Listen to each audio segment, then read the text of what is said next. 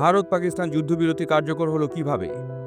দক্ষিণ এশিয়ার দুই পরমাণু শক্তিধর প্রতিবেশী ভারত ও পাকিস্তান সম্প্রতি একটি যুদ্ধবিরতি চুক্তিতে পৌঁছেছে।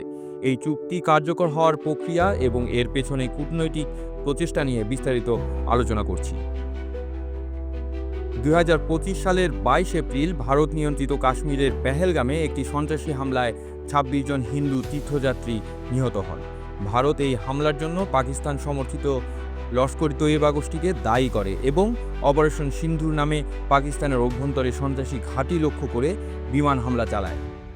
পাকিস্তান পাল্টা অপারেশন বুনিয়াদুল মারসুস চালায়, যার ফলে সীমান্তে ব্যাপক সংঘর্ষ হয়। এই উত্তেজনাপূর্ণ পরিস্থিতিতে যুক্তরাষ্ট্রের মধ্যস্থতায় 10 মে একটি যুদ্ধবিরতি চুক্তি কার্যকর হয়। যুক্তরাষ্ট্রের পররাষ্ট্রমন্ত্রী মার্কো রুবিও এবং ভাইস প্রেসিডেন্ট জেডি ভ্যান্স ভারতের প্রধানমন্ত্রী নরেন্দ্র মোদী এবং পাকিস্তানের প্রধানমন্ত্রী শাহবাজ শরীফের সঙ্গে সরাসরি আলোচনা করেন। এই আলোচনার ফলস্বরূপ উভয় দেশ 10 মে বিকাল 5টা থেকে স্থল, আকাশ এবং সমুদ্রপথে সব ধরনের সামরিক কার্যক্রম বন্ধ করতে সম্মত হয়। যুদ্ধবিরতি কার্যকর হওয়ার পরেও কাশ্মীরের বিভিন্ন অঞ্চলে গোলাগুলি ও বিস্ফোরণের খবর পাওয়া গেছে। ভারত পাকিস্তানকে যুদ্ধবিরতি লঙ্ঘনের অভিযোগ করে, তবে পাকিস্তান এই অভিযোগ অস্বীকার করে এবং শান্তির প্রতি তাদের প্রতিশ্রুতি পুনর্ব্যক্ত করে।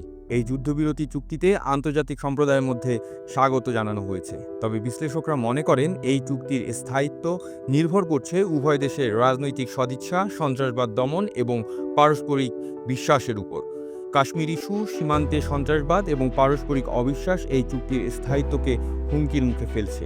ভারত পাকিস্তান যুদ্ধবিরতি একটি স্বাগত পদক্ষেপ হলেও এর স্থায়িত্ব নির্ভর করছে উভয় দেশের রাজনৈতিক সদিচ্ছা, সন্ত্রাসবাদ দমন এবং পারস্পরিক বিশ্বাসের উপর। এই অঞ্চলের শান্তি ও স্থিতিশীলতার জন্য আন্তর্জাতিক সম্প্রদায়ের সক্রিয় ভূমিকা অপরিহার্য। আপনারা দেখছিলেন প্রতিদিন সকাল।